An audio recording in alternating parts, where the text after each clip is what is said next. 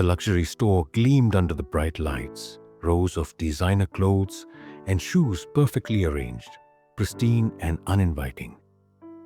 I walked in quietly, blending in with the wealthy clientele, my eyes scanning every corner. Today, I wasn't just a shopper. I was there to observe. The owner, a tall white man with a smug air, was already near the entrance, greeting each customer with a forced smile. My heart beat steadily, not from fear, but anticipation. I knew of the rumors, the whispered complaints about his racist behavior, but seeing it firsthand was different. I moved casually along the aisles, pretending to examine a pair of shoes. My outfit was unassuming, but enough to blend in. A couple of staff members shot subtle glances, their expressions polite but distant. Then he noticed me.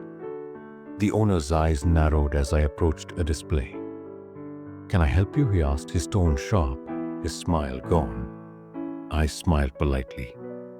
"Just look and thank you," I said, continuing to browse. He lingered, his gaze lingering on me longer than necessary. "We don't usually get people like you here," he muttered under his breath, loud enough for a nearby customer to hear. My jaw tightened slightly. This was the proof I needed. He assumed he had the right to judge me before even speaking to me. Every word, every glance was a reflection of his bias. I continued pretending to browse, noting his reactions. Each time a customer passed, he offered them warmth and courtesy, but to me, dismissal and thinly veiled contempt. I knew the moment of confrontation was coming, but little did he know what he sowed today would come back to him far faster than he expected. I continued browsing casually, letting him watch from a distance. His eyes followed my every move, and the disdain in his gaze was unmistakable. Finally, he could no longer contain himself. "Excuse me," he called sharply, walking toward me. "I don't think you belong here. Maybe you should leave." I looked up, maintaining a calm smile. "I'm just shopping, thank you," I replied softly. He scoffed, leaning slightly closer. "No," I said, "you need to leave. We don't serve people like you in this store." The words were blunt, venomous, and carried the arrogance of someone who thought himself untouchable. Customers nearby started shifting uncomfortably, some whispering, others looking at me with sympathy. I kept my composure. Every detail of his behavior, his tone, and the selective way he served other shoppers was being recorded. Mentally, and with a hidden camera tucked discreetly in my bag. He waved a hand toward the exit. "Seriously, get out before I call security. We don't want this kind of trouble here." A staff member tried to intervene quietly, suggesting he calm down, but he waved them off. His prejudice blinded him. He didn't realize that in trying to humiliate me, he was planting the seeds for his own undoing. I took a slow, deliberate step back and nodded politely. "Thank you for your concern." "I'll leave," I said, pretending compliance. While inside, my mind raced with the plan I had meticulously prepared.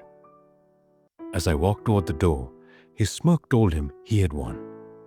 He had no idea that the next day, everything he thought he controlled would unravel, and the judgment he freely gave would come back to him in the harshest form possible.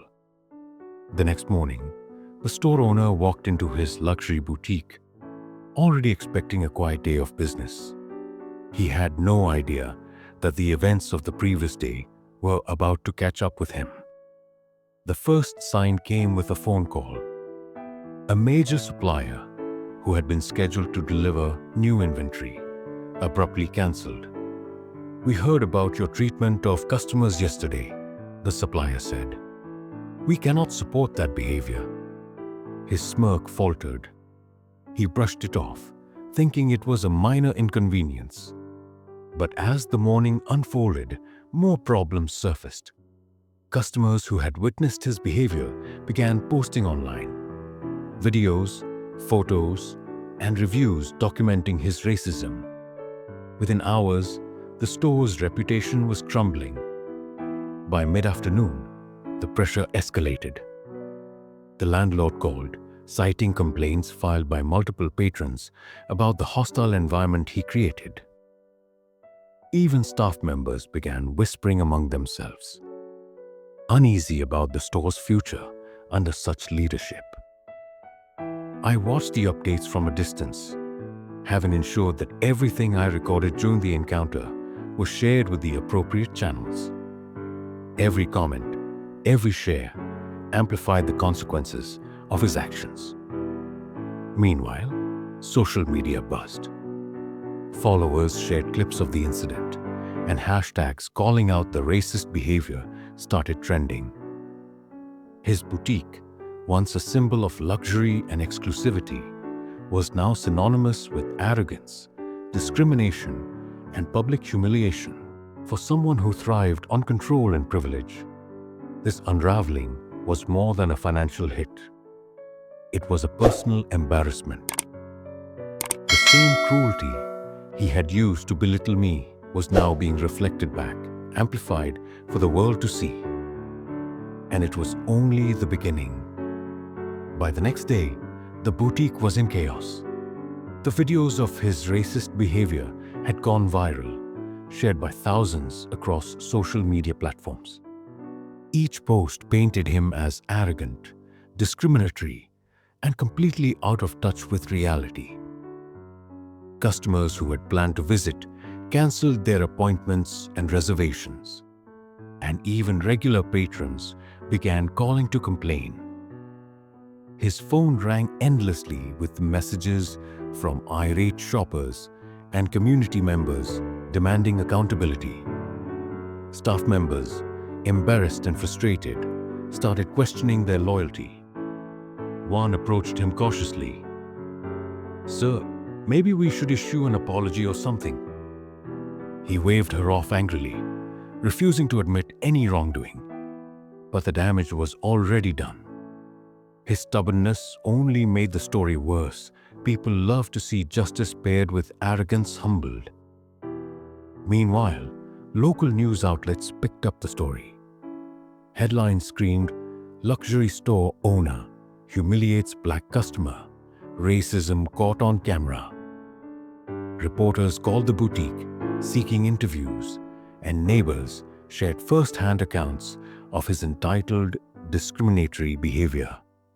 He tried to salvage the situation with a half-hearted apology, but it was too little, too late.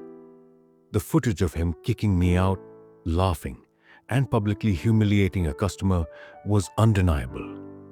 Every attempt to spin the narrative only made him look worse. By the end of the day, he realized that his boutique's reputation was in shambles.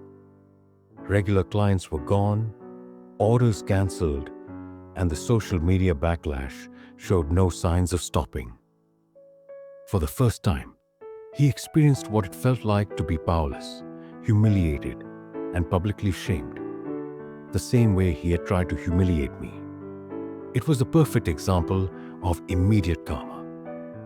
His arrogance and prejudice had set the stage for a fall he never saw coming. The next morning, the boutique was eerily quiet. The store owner arrived to find that many of his high-paying clients had cancelled appointments. Social media buzzed with criticism, and even local authorities had contacted him regarding complaints of discrimination. He tried to salvage the situation, posting a public apology online, but it fell flat. The videos of him humiliating me had already been widely shared, and the public wasn't willing to forgive so easily. The luxury store he once flaunted as a symbol of prestige had become a cautionary tale of arrogance and racism. Meanwhile, I observed quietly from a distance, knowing that justice had been served, not through confrontation, but through exposing the truth. The footage I recorded of the incident, combined with eyewitness accounts, had ensured that he could no longer hide behind his power or wealth. His staff, once loyal to him, began resigning, embarrassed by the toxic environment they had been forced to endure. Suppliers refused to work with him. Customers avoided the boutique, and even social circles that once admired him distanced themselves. The lesson was clear. Cruelty, prejudice, and arrogance have consequences. The man, who had thought he could humiliate a customer without repercussion, had been humbled completely and publicly. As for me, I walked away with a quiet sense of satisfaction. Not revenge, not malice, but justice. The truth had been revealed, arrogance had been exposed, and karma had arrived swiftly. Sometimes the universe has a way of ensuring that those who misuse power learn their lesson, and those who act with dignity, patience, and strategy emerge stronger than ever. The boutique owner learned it the hard way, and everyone who witnessed the story would never forget it. Thank you so much for watching this story till the end.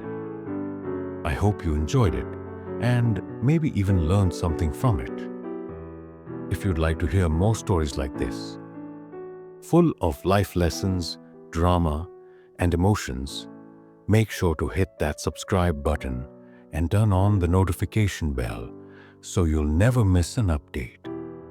Your support means the world, and it helps me keep bringing you more inspiring and unforgettable stories. Stay tuned because more amazing stories are on the way.